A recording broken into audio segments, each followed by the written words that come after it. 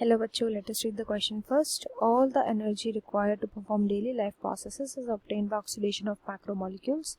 In plants, glucose is derived from starch, which is the end product of photosynthesis. Fructose 1,6-bisphosphate is split into dihydroxyacetone phosphate and 3-phosphoglyceraldehyde, that is PGAL, and both of them are utilized in glycolytic catabolism to produce pyruvate. TCA cycle starts with condensation of acetyl group with oxaloacetic acid, that is OAA. Select the option containing the correct statement. हमें बताना है वो option जिसमें correct statements आ रहे हैं, simple सा correct statements हमें बतानी है कौन सी है. तो यहाँ पर जो हम की कंसेप्ट यूज करेंगे that will be glycolysis and TCA cycle. एक एक करके इन्हें हम देखते हैं कि क्या प्रोसेसेस है अलॉन्ग विद द ऑप्शंस. सबसे पहला ऑप्शन बोल रहा है कि जितनी भी एनर्जी हमें रिक्वायर्ड होती है वो हमें ऑक्सीडेशन ऑफ मैक्रोमोलिक्यूल से मिलती है. बिल्कुल करेक्ट. यही जो मैक्रोमोलिक्यूल है इन्हें हम क्या बोलते हैं, ये हमारा फूड होते हैं. मैक्रोमोलिक्यूल ये होता है हमारा फूड. इस मैक्रोमोलिक्यूल का जब हम ऑक्सीडेशन करते हैं या रेस्पिरेशन में जब हम इसको यूज़ करते हैं तो हमें मिलता है एटीपी, एंड यही एटीपी क्या हमारी एनर्जी है. फर्स्ट स्टेटमेंट तो बिल्कुल करेक्ट है.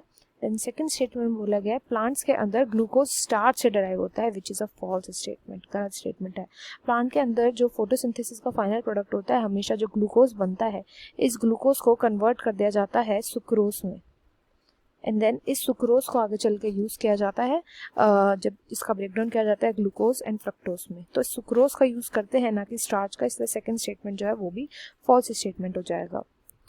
देन थर्ड ऑप्शन में बोला गया है कि फ्रक्टोज 1,6-बिसफॉस्फेट को स्प्लिट किया जाता है डाइहाइड्रोक्सीएसीटोन फॉस्फेट एंड 3-फॉस्फोग्लिसरॉल्डिहाइड में. बिल्कुल करेक्ट स्टेटमेंट है ये पूरी की पूरी. अगर आप ग्लाइकोलिसिस का प्रोसेस देखोगे तो ग्लाइकोलिसिस के प्रोसेस के अंदर क्या होता है, जो ग्लूकोज होता है, ग्लूकोज कार्बोहाइड्रेट, इसका ब्रेकडाउन किया जाता है इनटू पायरुवेट एंड क्योंकि इधर एक बड़े मॉलिक्यूल का छोटे मॉलिक्यूल में ब्रेकडाउन हो रहा है, इसलिए हम इसको बोलते हैं कैटाबॉलिक पाथवे या कैटाबॉलिक रिएक्शन.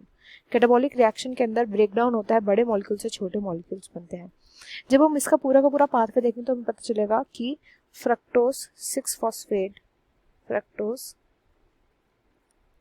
6-फॉस्फेट को जब कन्वर्ट किया जाता है फ्रक्टोज 1,6-बिसफॉस्फेट में, तो ये आगे चल के बनाते हैं दो प्रोडक्ट जो कि यहाँ पे लिखे गए हैं डाइहाइड्रोक्सी एसीटोन और पीगल. जो यहाँ पे बनता है ये आगे जाके BPGA यानी 1,3-बिसफॉस्फेट फॉस्फोग्लिसरेट में कन्वर्ट हो जाता है, एंड देन ये अगेन पीगल में कन्वर्ट होता है. यहाँ पे ATP हमें देखने को मिलता है, ATP यहाँ पे प्रोड्यूस होता है.